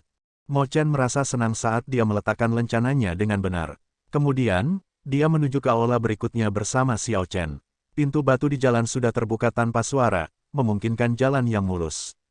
Aula kedua dari harta karun berisi tumpukan koin astral hitam. Jumlahnya mengejutkan seperti sebelumnya, lebih dari 10 miliar. Ketika Mo Chen melihat ini, matanya berbinar. Bahan paling dasar untuk menyempurnakan harta karun rahasia adalah logam yang terkandung dalam koin astral hitam. Dengan begitu banyak koin astral hitam, dia sekarang lebih mungkin untuk dapat memproduksi secara massal harta karun rahasia kelas raja. Aula ini juga berisi boneka tempur yang menjaga pintu batu. Reaksinya persis sama dengan yang sebelumnya. Setelah Xiao Chen menemukan lencana Yang Mulia Perang Gerbang Naga di abu, dia dan Mo Chen melanjutkan ke aula berikutnya. Dengan cara seperti itu, Xiao Chen melewati aula yang berisi batu roh kelas tinggi dan koin astral hitam, lalu mencapai aula yang berisi harta karun rahasia, manual rahasia, pil obat, dan materi surgawi. Harta karun rahasia semuanya setidaknya harta karun rahasia kelas Sage, beberapa dari mereka mencapai King Grade. Namun, tidak ada harta karun rahasia kaisar kelas sama sekali. Adapun manual rahasia, ini bahkan lebih berantakan. Kebanyakan dari mereka adalah teknik bela diri kelas bumi dan teknik budidaya kelas bumi.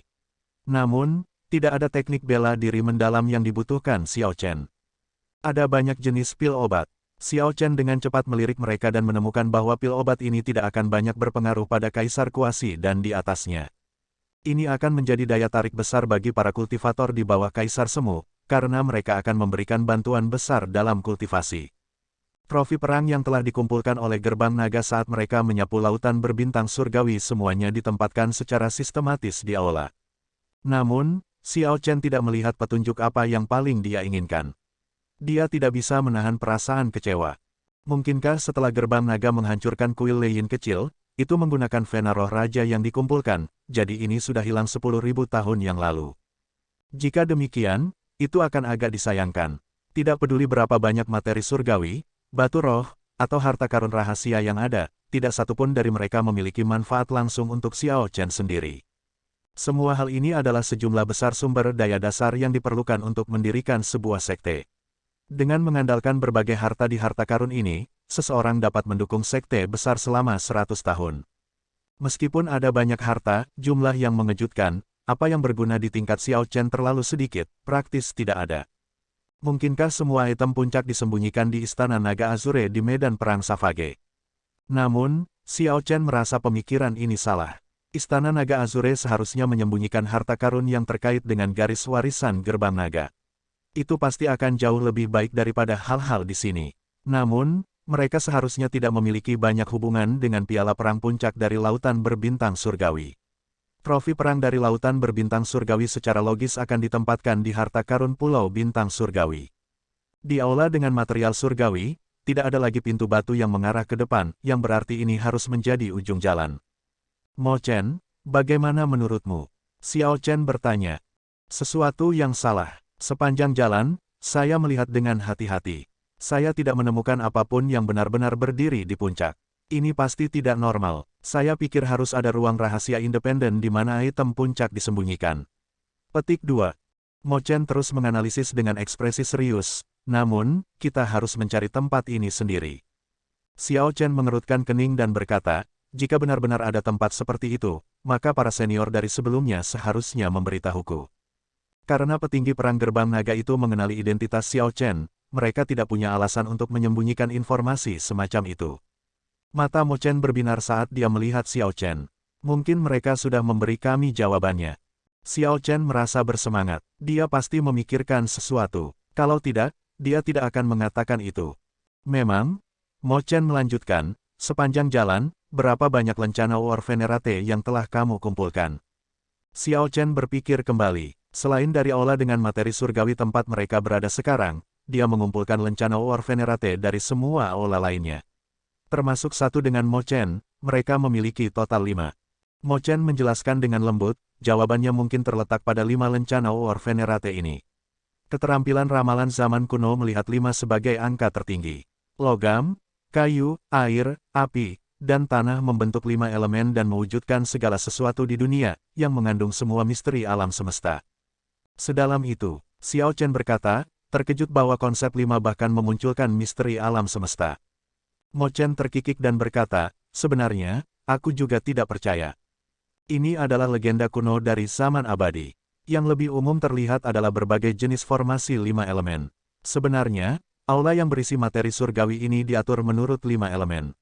Lihat di sana, itu semua adalah material divine yang dikaitkan dengan logam, tidak ada unsur lain sama sekali. Itu mewakili logam. Lihatlah ke utara, jika Anda perhatikan baik-baik, Anda akan menemukan bahwa materi surgawi itu adalah kayu surgawi kuno yang membatu. Itu melambangkan kayu. Saat Mo Chen menjelaskan dan menunjukkan hal-hal, Xiao Chen menyadari bahwa materi surgawi, yang terlihat tidak berbeda dari yang lain, semuanya termasuk dalam kategori 5 elemen.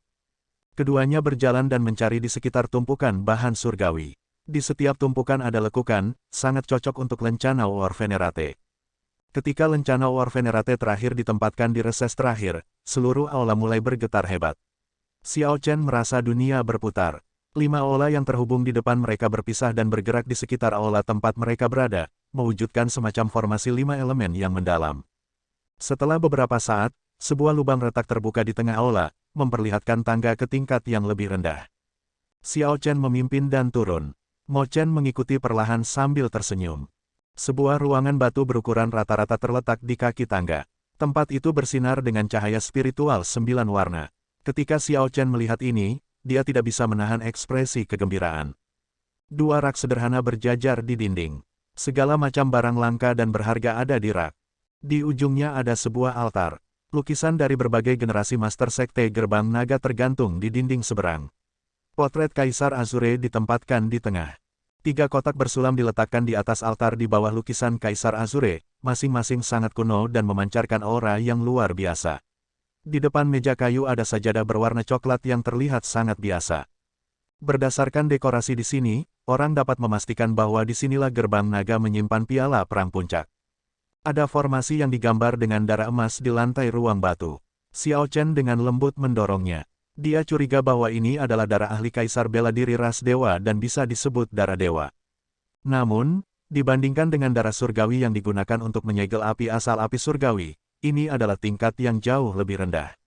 Penguasa darah ini seharusnya hanya kaisar bela diri ras dewa biasa dan bukan ahli puncak tingkat penguasa dewa. Namun, barang-barang lain di ruangan itu bukan yang dikhawatirkan Xiao Chen. Yang menarik perhatiannya adalah item yang disegel oleh formasi. Itu adalah asal dari Vena Roh Raja yang memancarkan cahaya spiritual 9 warna. Ini adalah pertama kalinya Mo Chen melihat formasi seperti itu digambar dengan darah surgawi. Matanya melebar karena shock yang luar biasa. Setelah maju ke Kaisar Bela Diri, bahkan darah manusia biasa akan berubah menjadi luar biasa, apalagi Kaisar Bela Diri ras dewa. Menurut legenda kuno, ras dewa datang dari tempat yang jauh di seberang Starry Heavens.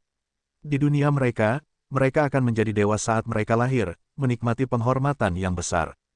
Setelah perang 100 ras di alam Kunlun, ras dewa berdiri di atas yang lain. Jika bukan karena penampilan Kaisar Azure 10.000 tahun yang lalu, itu mungkin telah menguasai seluruh alam Kunlun. Namun, setelah 10.000 tahun, keberuntungan ras dewa telah pulih, dan ras itu sekarang mendapatkan kembali kekuatan dan kejayaannya sebelumnya. Bahkan di samudera berbintang surgawi yang jauh, reputasi para pembudidaya ras dewa sangat bagus, menghalangi seseorang untuk meremehkan mereka. Sekarang Mo Chen tiba-tiba melihat darah kaisar bela diri ras dewa digunakan untuk formasi, diekstraksi seolah-olah dari binatang biasa, bagaimana mungkin dia tidak terkejut. Ketika Xiao Chen melihat hal yang disegel oleh formasi darah ras dewa, dia tidak bisa menahan perasaan bahagia. Vena roh kelas raja, benar-benar ada vena roh kelas raja di sini. Xiao Chen bertanya dengan penuh semangat, Mo Chen, bisakah kamu menghancurkan formasi ini? Mo Chen berlutut di sana dan menyelidiki sejenak. Sambil tersenyum, dia menjawab, tidak terlalu sulit. Namun, formasi ini tidak digunakan untuk mengusir orang. Ini mencegah vena roh dari kebocoran energi. Ini benar-benar boros, menggunakan begitu banyak darah kaisar bela diri ras dewa untuk formasi yang begitu sederhana. Petik 2. Xiao Chen mengendalikan ekspresinya yang bersemangat dan berkata, kalau begitu, ayo kita hentikan. Sebaiknya tidak. Xiao Chen memandang Mo Chen dengan aneh dan menunggu penjelasannya. Mo Chen menambahkan perlahan, formasi ini terlalu kasar. Setelah rusak, aura Vena Raja Roh akan segera keluar. Pada saat itu, keributan yang dihasilkan akan mengingatkan seluruh Laut Barat. Anda tahu apa konsekuensi dari itu? Petik 2. Xiao Chen tidak berpikir sejauh itu. Dia tenang dan mempertimbangkan sejenak, karena dia tidak terburu-buru sekarang. Dia sudah melihat Vena Roh Raja. Itu tepat di depan matanya dan tidak akan terbang. Dengan memikirkannya dengan cermat, solusi akan ditemukan. Mari kita kesampingkan ini dulu dan lihat hal-hal lain. Xiao Chen ingat bahwa ada banyak harta lain di sini. Ini semua adalah hal yang bisa membuatnya bersemangat. Dia harus memperhitungkan mereka terlebih dahulu. Semua rak kayu memiliki batasan yang sangat sederhana untuk mengunci energi spiritual, yang berarti bahwa harta karun di sini tidak terkorosi dan memburuk seiring berjalannya waktu. Ini adalah teknik kultivasi yang mendalam. Sangat mengesankan. Mo Chen membuka salah satu batasan dan berteriak kaget. Perbedaan nilai antara teknik bela diri mendalam dan teknik budidaya mendalam seperti perbedaan antara langit dan bumi. Teknik bela diri yang mendalam masih dapat ditemukan di pelelangan, meskipun kebanyakan orang tidak dapat membelinya. Namun, sangat jarang teknik budidaya mendalam bisa dilihat atau didengar. Ini adalah pil obat kelas raja, pil esensi surgawi, yang dapat secara langsung meningkatkan kultivasi kaisar semu. Ini sebenarnya adalah pil obat yang dapat meningkatkan kultivasi kaisar semu. Saya hanya pernah membaca pil obat semacam itu dalam catatan kuno. Resep alkemik untuk hal-hal seperti itu sudah lama hilang. Ini adalah harta karun rahasia kelas kaisar. Jika saya ingat, ini mungkin adalah harta karun rahasia dari sekte peringkat 9 di lautan berbintang surgawi dari 10.000 tahun yang lalu. Sayangnya, itu rusak. Petik 2. Tidak ada perbandingan antara apa yang ditempatkan di luar di aula dan barang-barang di rak. Meskipun jumlahnya jauh lebih sedikit, barang-barang itu beberapa kali lebih berharga. Mata duo itu berbinar karena kejutan yang menyenangkan. Setelah memperhitungkan semuanya, mereka memiliki 6 teknik budidaya mendalam dan 11 teknik bela diri mendalam. Ini semua telah dikumpulkan oleh Gerbang Naga setelah menghancurkan sekte-sekte di lautan berbintang surgawi. Ada juga 100 pil obat kelas raja, 10 harta karun rahasia kelas raja puncak, dan 1 harta karun rahasia kelas kaisar yang rusak, serta beberapa item lain-lain. Xiao Chen bisa menggunakan setiap item di sini. Namun, dia tidak membutuhkan mereka secara mendesak. Satu hal yang bisa menggairahkannya adalah Vena Roh Raja itu. Karena dia telah mencapai puncak kaisar kuasi kesempurnaan kecil, tidak peduli berapa banyak sumber daya yang dia miliki, itu tidak berguna. Dia tidak kekurangan teknik bela diri yang mendalam atau teknik budidaya yang mendalam, bahkan jika itu adalah kelas medial atau kelas superior. Setelah berpikir sebentar, Xiao Chen meminta Mo Chen untuk menyimpan semuanya. Dia bermaksud untuk menyerahkan barang-barang ini kepada Yue Chenxi, Mo Chen, Lan Shaobai, dan yang lainnya. Harta berharga di rak dapat membantu mereka maju dengan cepat setelah mereka mencapai kaisar kuasi. Ini adalah sumber daya yang menyaingi orang-orang dari tanah suci abadi. Setelah melewati formasi darah surgawi, Xiao Chen tiba di sisi sajadah. Kemudian, dia fokus pada 3 kotak bersulam di altar. Pertama, Xiao Chen membungkuk sedikit kepada leluhurnya. Kemudian, dia membuka salah satu kotak bersulam dan melihat potongan batu giok di dalamnya. Xiao Chen mengirimkan sens spiritualnya dan menemukan bahwa potongan batu giok itu memiliki keterampilan pemurnian gerbang naga. Itu berisi satu set lengkap cetak biru untuk harta karun rahasia Gerbang Naga. Dragon's Gate Battle Armor, kapal perang Dragon's Gate Sword Banner, senjata Dragon's Gate Totem, dan bahkan metode untuk menyempurnakan Heavenly Dragon City, satu set lengkap cetak biru untuk semua ini ada di dalamnya. Xiao Chen mengambil potongan batu giok dan memainkannya. Ini adalah barang yang sangat bagus, tidak seperti berbagai harta lainnya, yang telah direnggut dari sekte lain. Ini adalah dasar dari Gerbang Naga. Jika Xiao Chen mengandalkan hal-hal dari sekte lain untuk membangun kembali Gerbang Naga, itu hanya akan menjadi Gerbang Naga dalam nama. Itu tidak ada hubungannya dengan Gerbang Naga di masa lalu. Xiao Chen selalu berpikir bahwa barang-barang seperti itu akan ada di Istana Naga Azure. Bagaimanapun, harta karun terbesar dari Gerbang Naga ada di sana. Tanpa diduga, ada strip batu giok yang berisi keterampilan pemurnian Gerbang Naga. Ini benar-benar kejutan yang menyenangkan.